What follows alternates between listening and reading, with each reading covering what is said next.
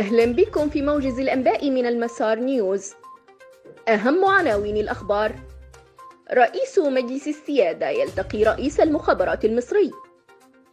الاتحاد الأصلي يصرح: نرفض اتفاقيات الغرف المظلمة ولن نعترف بأي تسوية ثنائية. وصندل يصرح: حماية المدنيين بدارفور تمثل أولوية. عنان يدشن مركبات قوات حفظ الأمن بدارفور. وإليكم تفاصيل الأخبار. التقى رئيس مجلس السيادة الانتقالي الفريق أول ركن عبد الفتاح البرهان. التقى اليوم اللواء عباس كامل رئيس المخابرات العامة بجمهورية مصر العربية، بحضور الفريق أول أحمد إبراهيم مفضل مدير جهاز المخابرات العامة.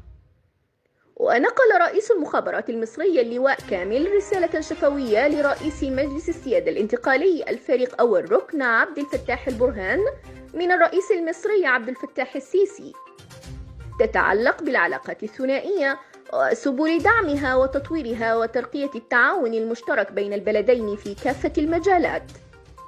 وأكد رئيس المجلس على أهمية العلاقات السودانية المصرية وضرورة تعزيزها وتمتينها بما يخدم المصالح المشتركة للشعبين الشقيقين. أكد الحزب الاتحادي الديمقراطي الأصل رفضه المبدئي والواضح لما وصفها باتفاقيات الغرف المظلمة المعززة لحالة الانقسام السياسي بالبلاد، وشدد على أنه لن يعترف بأي تسوية سياسية. وأوضح في بيان أن الخط السياسي للحزب في ظل الراهن السياسي هو خط مقاومة ورفض مبدئي واضح لاتفاقات الغرف المظلمة المعززة لحالة الانقسام السياسي بالبلاد. وقال: نؤكد أنه لا سبيل للاستقرار إلا بالحوار والشفافية عبر منصة للحوار السوداني للأزمة السياسية بالبلاد. ونوه إلى أن التسوية الثنائية ستفضي إلى فشل جديد. صرح الفريق سليمان صندل حجار الرئيس المناوب للجنة العسكرية العليا المشتركة للترتيبات الأمنية مسار دارفور، صرح أن حماية المدنيين تمثل أولوية، مشيرا إلى تخريج قوة كدفعة أولى قوامها 1700 مقاتل سابق من حركات الكفاح المسلح لحماية المدنيين. وقال صندل أن القوة تم تدريبها بصورة جيدة في مجال حقوق الإنسان لحفظ الأمن في معسكرات النزوح ومختلف أماكن وجود حياة الإنسان، لافتا إلى أن الترتيبات جارية لتدريب الدفعة الثانية وستكون دعما للدفعة الأولى، مؤكدا أن القوة المشتركة بالإضافة لحركات الكفاح المسلح تضم الشرطة والقوات المسلحة وجهاز الأمن والمخابرات العامة. وقال صندل في تصريح على هامش تدشين مركبات قوات حفظ الأمن بدارفور المعنية بحماية المدنيين بالخرطوم، قال إن تدشين العربات يمثل دعما لهذه القوة، مشيرا إلى أن القوة ستكون في جميع ولايات دارفور بالتدريج وفق خطط مدروسة. وأضاف أن 2500 مقاتل سابق يتم تدريبهم الآن كدفعة ثانية بمعسكر دومايا ستكون إضافة حقيقية لتثبيت دعام الأمن والاستقرار بدارفور حتى يتمكن المواطن من العيش بسلام، مشيرا إلى أن دارفور عانت كثيرا من الحروب والنزوح، وآن الأوان لتسهيل كل الأوضاع حتى يعود اللاجئون إلى قوة.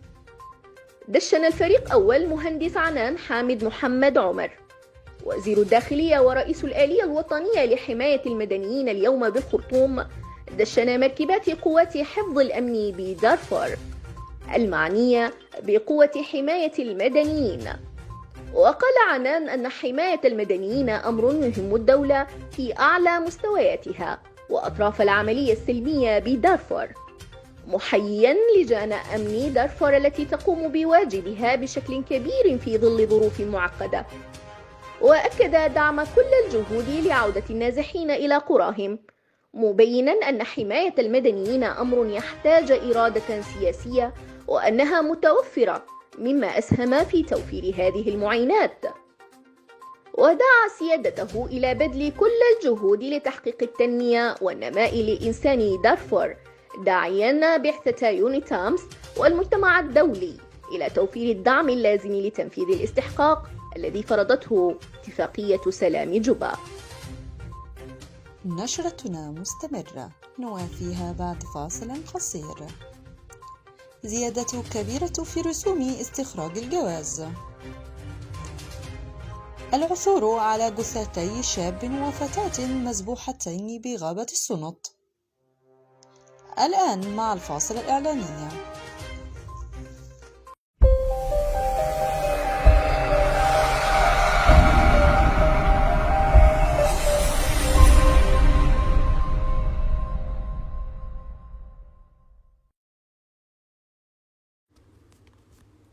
مؤسسة المسار، إعلانك بالمسار نحو أقصى حدود الانتشار.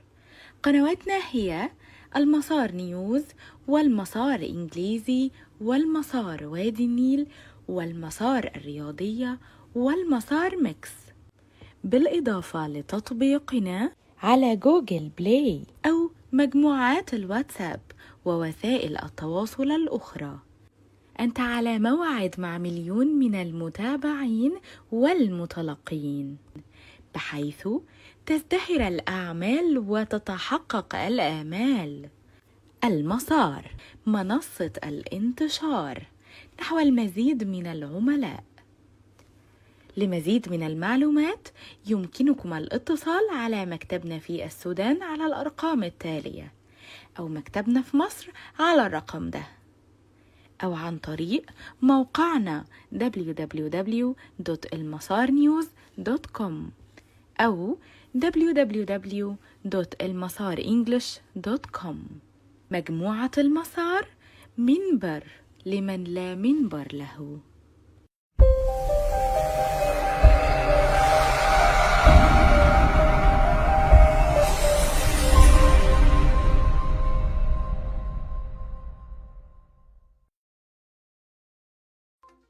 مستمعينا، عدنا إليكم من جديد. رفعت وزارة المالية الاتحادية رسوم تتعلق بالمعاملات الهجرية بنسبة 100%، وذلك اعتبارا من بداية العام الميلادي الجديد. وقررت المالية زيادة رسوم جواز السفر العادي اللي يصبح 51,000 جنيه على أن يسري لمدة 10 أعوام. كما قضت التعديلات بأن يكون رسم جواز سفر الأطفال 26,250 جنيه، والجواز التجاري 253,500 جنيه. عثرت السلطات الأمنية بولاية الخرطوم اليوم على جثتي شاب وفتاة مذبوحتين بالقرب من غابة السنط بالخرطوم، وفي وقت كثفت فيه السلطات إجراءاتها الأمنية على الحدائق والمنتزهات عقب تدافع أعداد كبيرة من المواطنين للاحتفال بأعياد الاستقلال والعام الجديد.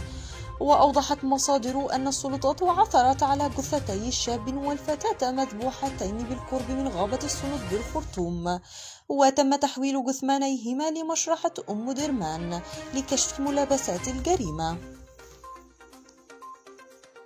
الآن ننتقل إلى أهم عناوين كتاب الرأي للمسار نيوز، وفيها الآتي: الأستاذ محمد المسلمي الكباشي يكتب: الأحزاب السياسية والسفراء الأجانب شكر الله سعيكم. الأستاذ ياسر الفدني يكتب: البرهان قررت على كده. الأستاذ محمد المعتصم حاكم يكتب: اليوم نرفع راية استقلالنا. الآن مع الأخبار العالمية. وأهم الأخبار العالمية ننتقل لها لكم العناوين. كل عام وأنتم بدون ديل. باحث مصري في ناسا يكشف حقيقة توقعات المنجمين وتأثير الأبراج على حياة الناس. وإلى طهران تعرب عن استعدادها لاستئناف مفاوضات الملف النووي. وإلى القاهرة مساعي الحكومة المصرية لمواجهة مشكلة نقص العملة الأجنبية. دمشق تطالب بتحرك أممي عاجل لمعاقبة إسرائيل وضمان عدم تكرار اعتدائها على سوريا. وإليكم أهم التفاصيل.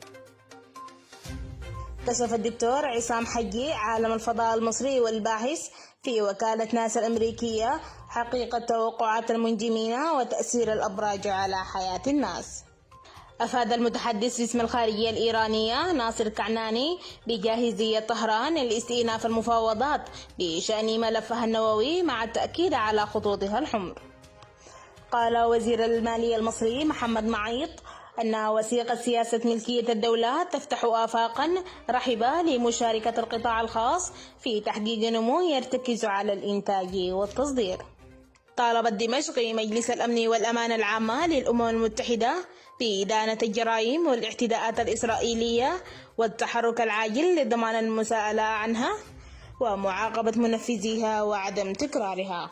ننتقل مباشرة إلى الأخبار الرياضية تحت شعار يلا ندفيهن.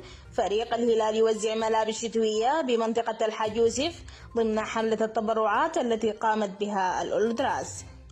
نادي الهلال عبر صفحته الرسمية يعلن عن تضرر ملعبه بشكل جزئي في مباراة القمة. بعد هزيمة باريس سان جيرمان ميلانس أصبح نابولي هو الفريق الوحيد الذي لم يهزم في الدوريات الخمسة الكبرى. آخر الأخبار لهذا اليوم كريستيانو رونالدو في الطريق إلى الرياض وجمهور النصر في انتظار استقباله. للاطلاع على مزيد من تفاصيل الأخبار تابعونا على ويب سايت المسار نيوز أو على موقعنا على جوجل بلاي أو راسلونا على رقمنا على الواتساب أو تابعونا على صفحاتنا الخاصة بمجموعة المسار على موقع التواصل الاجتماعي فيسبوك وتليجرام أو على قناتنا على اليوتيوب. نشكركم على متابعة هذا الموجز أينما كنتم. طابت أوقاتكم بكل خير. مستمعينا الأعزاء، كان معكم على موجز الأنباء وفاء جمربوبة، سمية إسماعيل. نهاية الموجز الأخباري. تقبلوا تحياتي آية الغاز كشان وتحايا الفريق العامل. في أمان الله.